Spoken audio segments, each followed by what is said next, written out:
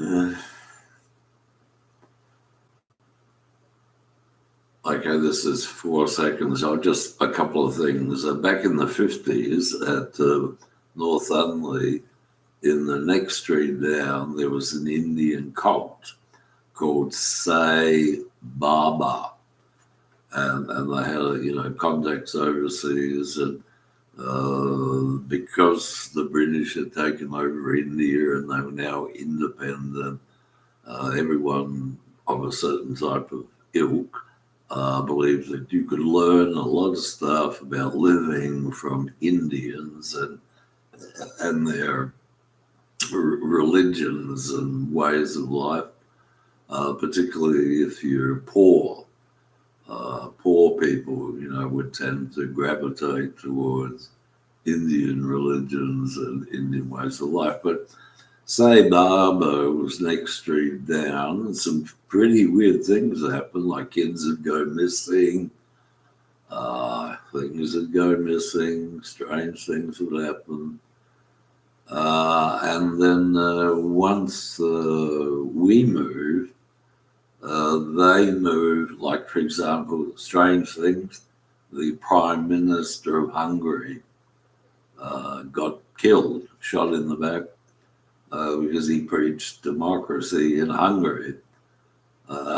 We moved to Hyde Park, and the Sai Baba cult that was in the next street down Northumberland then moved to Brighton, where they decided to sort of like influence everybody and everything. And to cut a long story short, to show that they do like to, keep control. When I was living in St. Peter's, they arranged for a big dinner for the Sai Baba followers from Brighton, who are many, many, many Germans, to come to St. Peter's and have a dinner. It must have been 30 cars, 20 cars, from Brighton at the Chinese restaurant there, because Chinese, they believe, know how to cook vegetables and rice. And rather than have, big chunks of meat, that chop up the meat and have it in various forms, but very rarely chicken. And so after the Sai Baba, people from Brighton had their dinner at the Chinese restaurant there, all sorts of violence took place in St. Peter's area. All sorts of violence. All sorts of violence. I'll just leave it at that. Just leave it at that. But I can tell you where the Beach Boys, that band, that American band that is just a representative, total top-notch, all-American. I used to, initially what happened was a bunch of real assholes called the Hughes drove me home in their Rolls Royce. Somebody saw the Rolls Royce dropping me off at home and reported it to show business people in UK. And what? Oh, so they didn't drive me home very often at all. So I'd walk home from the primary school, got to get fit, or find out where I live, what sort of place is this. And I had always had a weak bladder, you see, because I was born premature. The Indians have these stories and myths about Krishna is blue. But if you look at facts and reality, premature children are quite often born blue, depending upon how premature they are. And so I was born blue with a coat of, I don't know what it was, which had to be washed off and cleaned off me. And I was always told, and remember this, you are premature. You didn't get cooked in the oven, to a nice loaf of bread with a good crust. You were premature, and not by a month, but by 2 months, if not 3 months. So I'd walk home, and I always had a slight problem with my bladder. And my usual pit stop would be on Beach Street, a small street. On the way home, I'd stop there, take a leak, or what do they call it, a pee, go home. Now, I saw a Beach Boys concert live from America this year. And, oh man, those guys are so professional.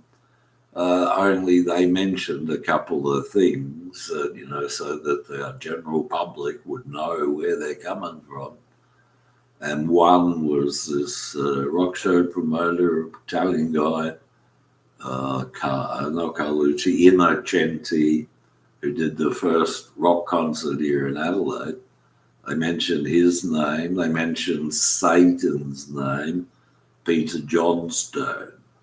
Now, Peter Johnstone's from South Africa, and if you didn't know it, South Africans, even now, have been shown on TV news as talking hardline Marxism.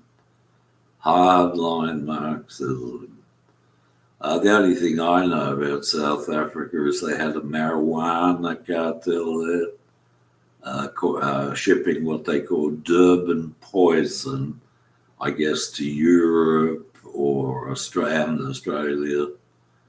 And so that band from UK, Yes, their song Send Out Poison was about shipping the marijuana Durban poison. And so that's the sum total of the intelligence of the South Africans. And the guy they mentioned in the Beach Boys concert this year, 3 months ago, 2 months ago, Peter Johnstone. Those guys, I won't say it, but they're very professional. They probably no longer work with or for Alex Innocenti, but they did mention his name in the concert. That's about all. Let me think. The other Satan, the other Peter, his relatives, so-called, got a Canadian Prime Minister, almost the same name as that. They also got NBC TV people, almost the same name. And they moved to the next street from where they were, Unley Road, to King William Road, and were having a celebration this last 3 months or so about not Marilyn Monroe, not Marilyn Venus of Mary Street, the first naked cover of Playboy magazine. And, Playboy was created after an Indian wrote a poem about the premier who'd been in power for something like 38 years or something. There wasn't even a Labour Party in the state then, seemingly. And the first model, the first nude modern art, they called it, was named Marilyn because of, I guess, Marilyn Venus, my age, born the same year I was born, who was totally different. She didn't look English or British or anything, totally different.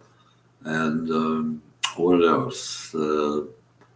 I've just forgotten what I was thinking. The last couple of months I've been doing a celebration of the life of Jane Mansfield, who was, they said, was a woman who had children and who was a centerfold in Playboy, but she died in a car crash or something, and they tried to say this or that. Those guys were into human sacrifices. Would kill someone as a human sacrifice. But they were doing a sort of like celebration in the area where Mansfield Street was. And they've done the same pattern, done the same type of buildings, the same type of shops, little shops selling knickknacks. And I guess the idea is don't go to church or anything.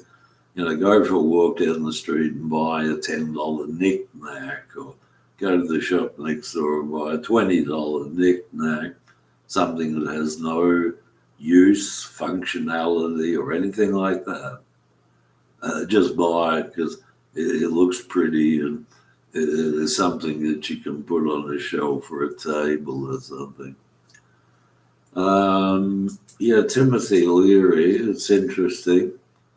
The thing about, say, Professor Tim Mears, having just come from Brisbane as an English professor, English literature, was that he knew the history of English literature, apart from everything else. And so his main focus was on cults. And this was Indian cults and various other cults, like, I don't know, Maharishi cult, Sai Baba, various cults, Hare Krishna cult. But he was also thinking in terms of books. A book gets written 150 years ago, and it becomes sort of like a cult, where people still, refer to it, read it, talk about it, because, it existed. Somebody was there, somebody was living, somebody had human emotions, and they wrote it.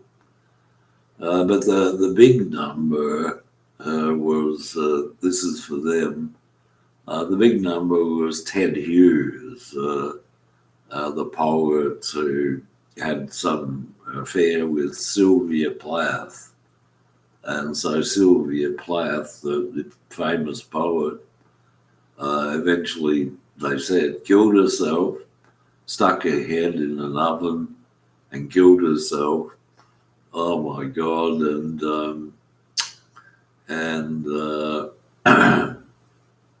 I guess the reason for Ted Hughes becoming poet laureate of Britain was to say that there were people in Britain named Hughes and Murdoch before Hughes and Murdoch founded the nation of Australia.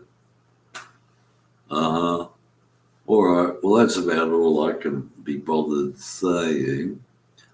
The Hughes, though, over the years had, let's just say, followed me around and placed their edifices, their monuments to their, thinking and a way of development in terms of very large warehouses. So there's one up in that northern suburbs, one next door to where Samantha James's grandmother lived for a long time.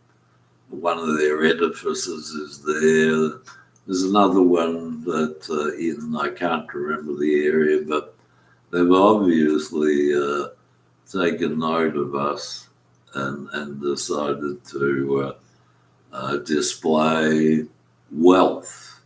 They're not very creative. They don't hire anybody to do a painting or a sculpture or even a small local TV station or radio station.